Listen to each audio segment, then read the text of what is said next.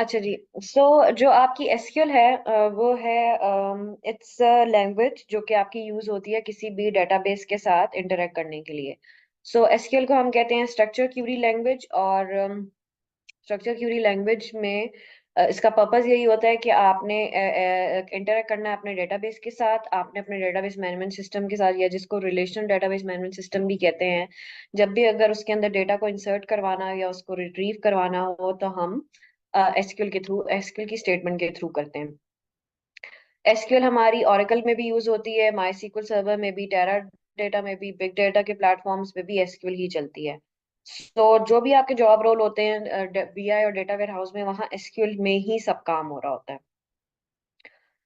अब कुछ कमांड्स हैं जो बहुत स्टैंडर्डाइज्ड हैं, जो आपकी daily as in job roles में यूज हो रही होती हैं। जब भी आप एक क्यूरी लिख रहे होते हैं तो उसमें कुछ कमांड्स हैं, select, insert, update, delete, create and drop की। ये जो चीजें हैं ये तो यूज होनी ही होनी होती हैं क्यूरी के अंदर। सो अगर हम बात करें तो स्टार्ट करते हैं सबसे पहले आपकी एसक्यूएल कमांड टाइप्स पे। एसक्यूएल्स किस तरह की होती हैं?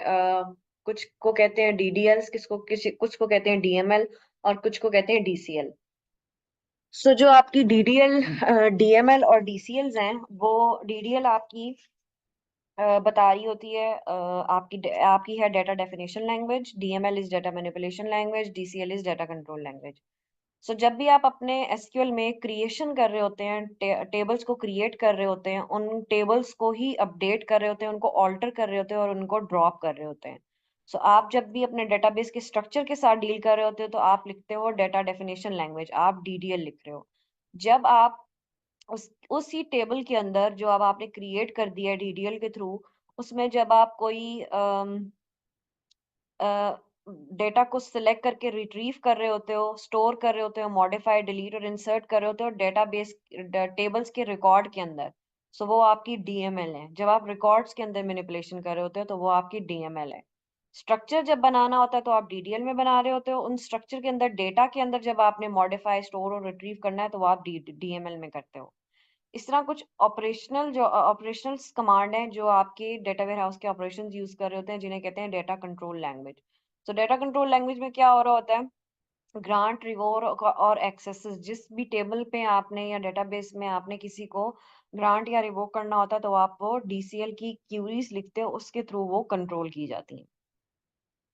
ये जो डिफरेंस है डीडीएल और डीएमएल का, ये इंटरव्यूज में पूछा जाता है कि ये जो क्रिएट की कमांड है इसको डीडीएल कहते हैं, ड्रॉप को क्या कहते हैं, मॉडिफाई और डिलीट क्या है, डीएमएल है या डीडीएल है या डीसीएल है।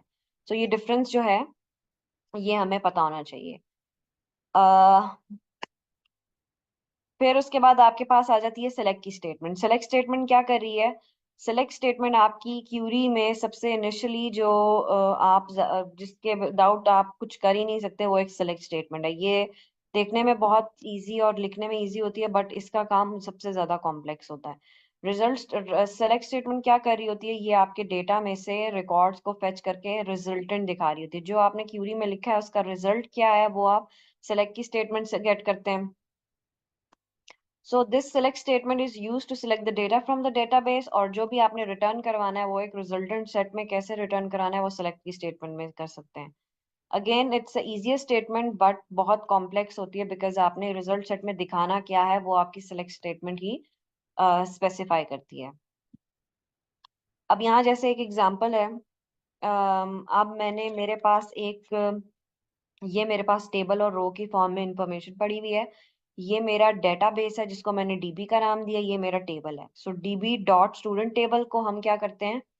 डीबी डॉट स्टूडेंट टेबल को हमने यूज करते हुए रिकॉर्ड्स को फेच करना है। अब मैंने क्या किया? Select static from dB dot student. इसके सेलेक्ट स्टैटिक का मतलब ये है कि मैं रिकॉर्ड्स को सिलेक्ट कर रही हूँ इस डेटाबेस में, स्टूडेंट के टेबल्स में। सो ये जो सिलेक्शन होगी, अब मेरी ये सारी सेलेक्ट स्टैटिक का मतलब मेरे इस डेटाबेस के, इस टेबल के सारे कॉलम्स को सिलेक्ट करके दे दो। सो उसने मेरे सारे कॉलम्स के सारे डेटा को सिलेक्ट करके दे दिया। सेलेक्ट स्टैटिक क्या कर रहा है? Bring back all the columns from your table. अच्छा, ये जो स्लाइड्स में अभी सब कुछ लिखा हुआ है ना, इसका हैंड्स ऑन भी बना हुआ है। आप लोगों के पास लाइब्रेरी में एसक्यूएल का हैंड्स ऑन आ रहा होगा, एसक्यूएल की वर्कशॉप। ठीक है, ये नेक्स्ट लेक्चर में ना जब आप लोगों की इंस्टॉलेशन हो जाएगी तो मैं आप लोगों को बताऊंगी कि आप लोगों ने इसको, ये जो आप लोगों के पास इस एसक्यूएल वर्कशॉप में ना कुछ इस तरह का आ रहा होगा।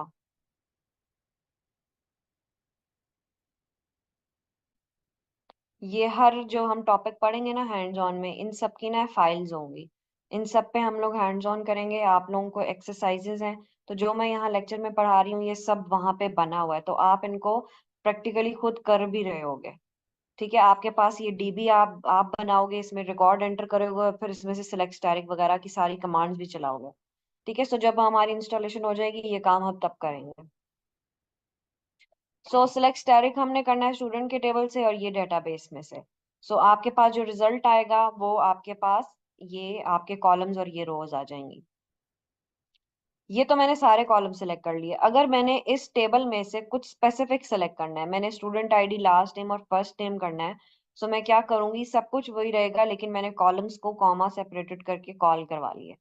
ठीक है, मैंने ये 3 कॉलम्स कॉल करवाने हैं तो मैंने कॉमा सेपरेटेड इनको अलग से कॉल करके फिर इनकी क्यूरी इस तरह लिखनी है कि ये मुझे 3 कॉलम सिलेक्ट करके देगा।